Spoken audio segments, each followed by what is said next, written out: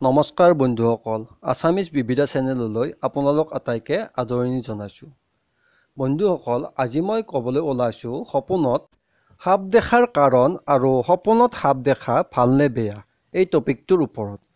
বন্ধুসকল, লোকবিশ্বাস মতে সপোনত সাপ দেখাৰ কাৰণ তিনিটা। ইয়াৰে প্ৰথম কাৰণ হৈছে যদি কোনোবা ব্যক্তিয়ে সাপ অত্যাধিক মাত্ৰাত ভয় কৰে তেনেহ'লে সেই ভয়ৰ কাৰণত সঘনাই সপোনত সাপ দেখিব পাৰে। দ্বিতীয় কাৰণটো হৈছে যদি কোনোবা লোকে মন্দিৰ, নামঘৰ, সত্ৰ আদিত মনতে কিবা দান বৰঙণি, শৰাই আদি দিম বুলি প্ৰতিশ্ৰুতিবদ্ধ, কিন্তু উপযুক্ত সময় আহি পৰাৰ পিছতো শৰাইভাগ আগবঢ়োৱা নাই, তেতিয়াও সপোনত সাপ দেখা দি থাকিব পাৰে। তৃতীয় কাৰণটো হৈছে জীৱনৰ উত্থান পতন, ভাল বেয়া এইবোৰৰ সংকেত পাবলৈও সপোনত সাপ দেখিব পাৰে। এতিয়া আহিছোঁ সপোনত সাপ দেখাটো ভালনে বেয়া।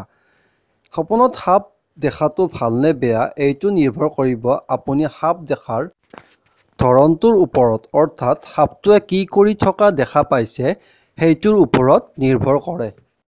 বন্ধু, আপুনি সপোন বিশ্বাস কৰেনে? আৰু সপোনৰ সৈতে জড়িত কিবা বাস্তৱ অভিজ্ঞতা আছেনে সেইটো তলত কমেণ্ট বক্সত কমেণ্ট কৰি জনাবলৈ নাপাহৰিব। বন্ধুসকল, এতিয়া আমি জানো আহক সাপৰ লগত জড়িত সপোনবোৰ আৰু ইয়াৰ ফলাফলসমূহ কেনেকুৱা ধৰণৰ হ'ব পাৰে। সাপ যদি গাঁতত সোমোৱা দেখা পায় তেতিয়াহ'লে হঠাৎ ধন সম্পত্তি প্ৰাপ্তি হয়। সাপ গাঁতৰ পৰা বাহিৰ ওলোৱা দেখিলে ধন সম্পত্তি হানি হ'ব পাৰে। ঠিক তেনেদৰে সাপে ফেনা মেলি থকা দেখিলে ধন সম্পত্তি প্ৰাপ্তি হয়। বগা সাপ দেখিলে বহুতো ধন সম্পত্তি প্ৰাপ্তি হয়, লগতে সন্মানো বৃদ্ধি হয়। সাপ দেহত মেৰিয়াই থকা দেখিলে সন্মান হানি হয়। সাপক গাখীৰ খাবলৈ দিয়া দেখিলে ধৰ্মৰ প্ৰতি আগ্ৰহ বাঢ়ে।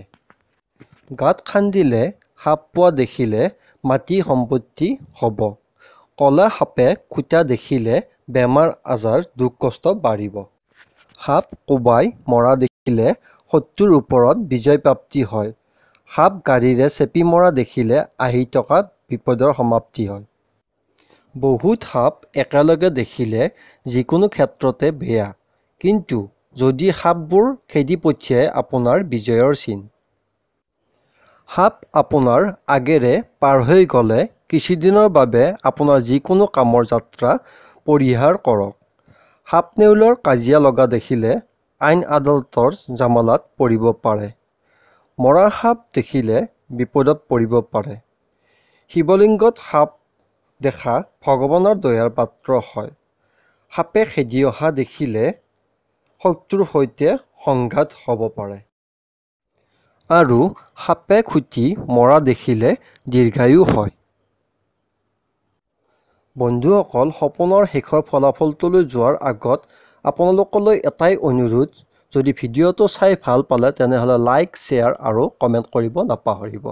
লগতে ছাবস্ক্ৰাইব কৰিব আৰু তলত থকা বেল আইকনটো দবাই দিব। অনুগ্ৰহ কৰি কমেণ্টত হৰ হৰ মহাদেৱ লিখিব। নাগ নাগিনৰ যোৰা একেলগে দেখা অশুভ।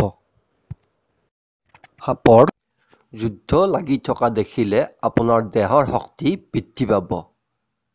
বন্ধুসকল, ভিডিঅ'টো শেষলৈ চোৱাৰ বাবে ধন্যবাদ।